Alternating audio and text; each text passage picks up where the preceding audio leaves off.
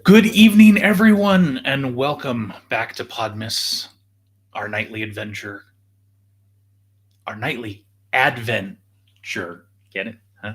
Journey of wine, discovery, and a moment of reflection.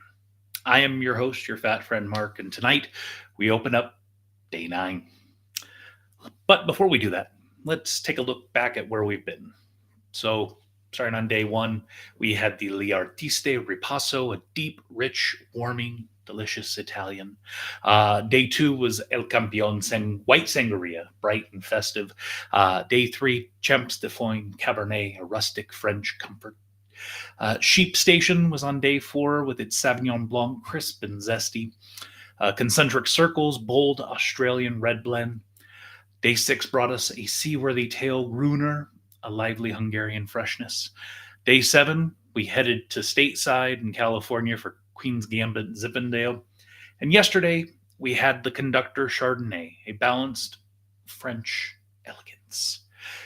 Well, tonight, we step into a completely different tradition. Tonight, we're going to do Japan and its world of sake. And with that, of course, I introduce to you Ryoko Shu Premium Japanese Sake. It's offering delicate notes of orange marmalade, cantaloupe, and sandalwood. It's elegant, subtle, and unlike anything else we've tasted this Advent. But what makes this bottle special is its origin. The region it comes from is one of the most respected in all of Japan.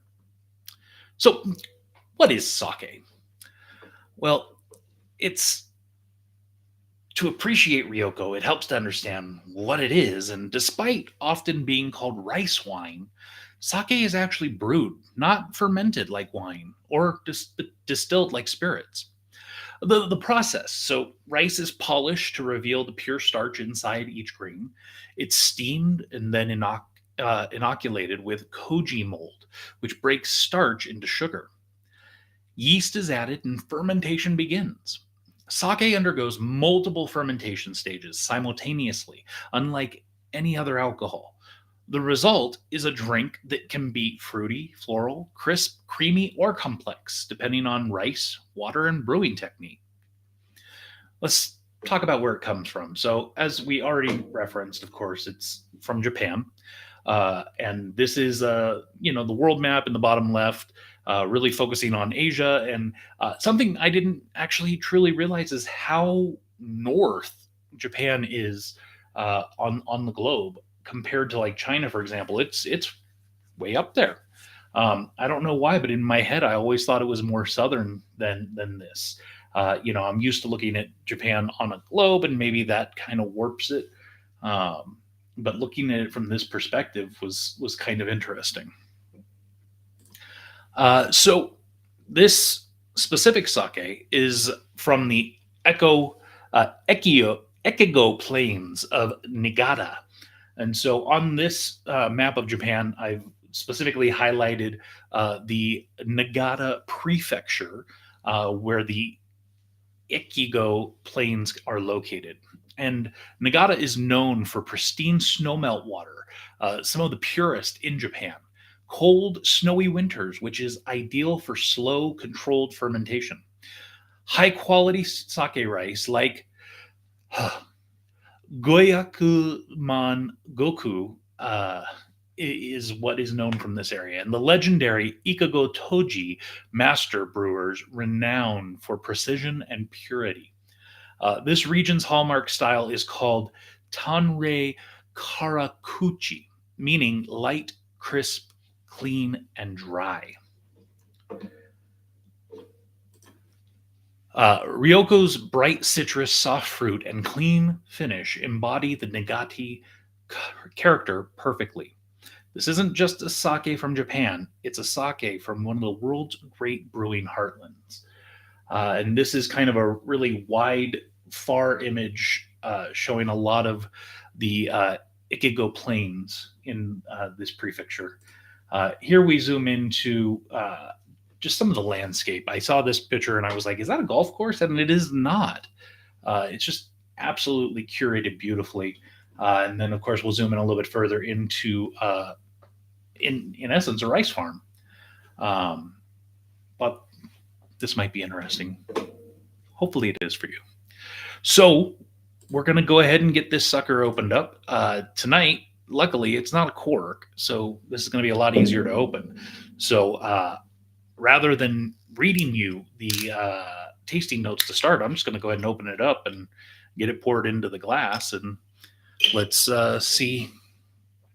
So obviously with sake, it's you're not going to have as much as you would with wine. It's you know meant to be almost like in a smaller shooter, but I wanted to pour this out to let it open. Oh wow!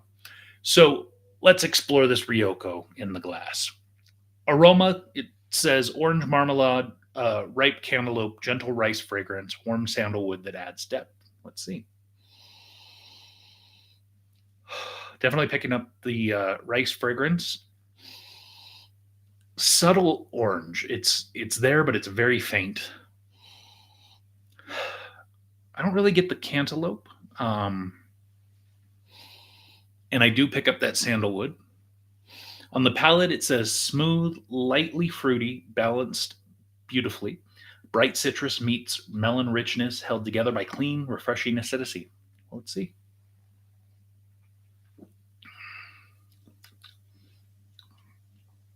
This is definitely a very smooth sake. I'm generally not a fan of sake.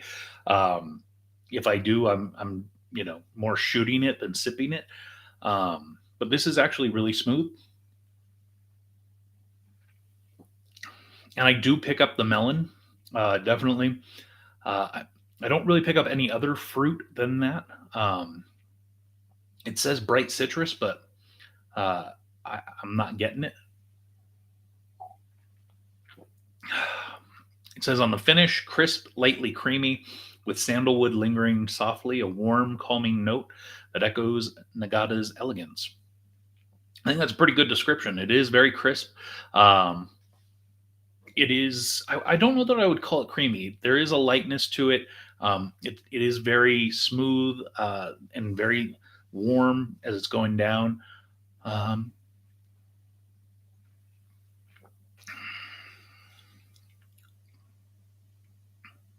and I do pick up that sandalwood at the very back end. Um, you know, the sake style and how Ryoko really fits in, it drinks much like a Junmai style Niigata sake, pure, expressive, quietly sophisticated. The Junmai style sake emphasizes the natural flavor of rice, which definitely is there. Gentle fruit tones, they are very gentle. A smooth, round body, I would agree with that. Elegant, clean finish, absolutely. Incredible food versatility. Well, I'm very interested in that, of course.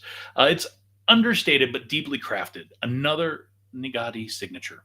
This is again, as not a big fan of sake, I actually enjoy this.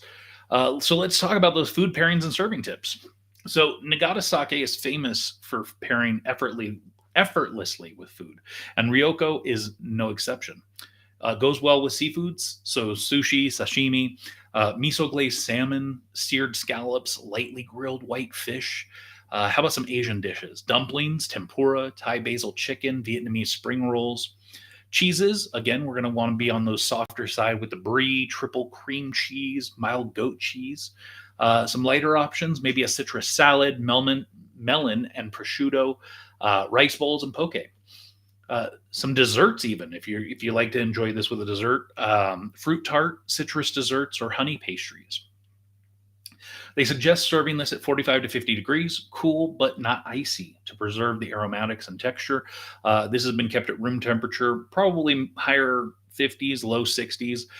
So probably a little bit warmer than they recommend. So I'll definitely give this another go at a colder temperature and see how it is. And yeah, it's time for some reflection. Nagata sake reflects patience, clarity, and restraint, values woven into the region's brewing tradition. For tonight's reflection, where can you welcome more subtlety, stillness, and softness into your season? Not every moment needs to be loud or dramatic. Some of the most meaningful ones are gentle, quiet, deliberate.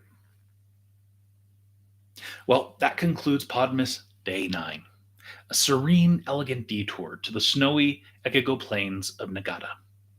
Tomorrow for Day 10, we return to wine, a new region, new style, and another chance to slow down and savor this season. Until then, stay open, stay present, and happy Podmas.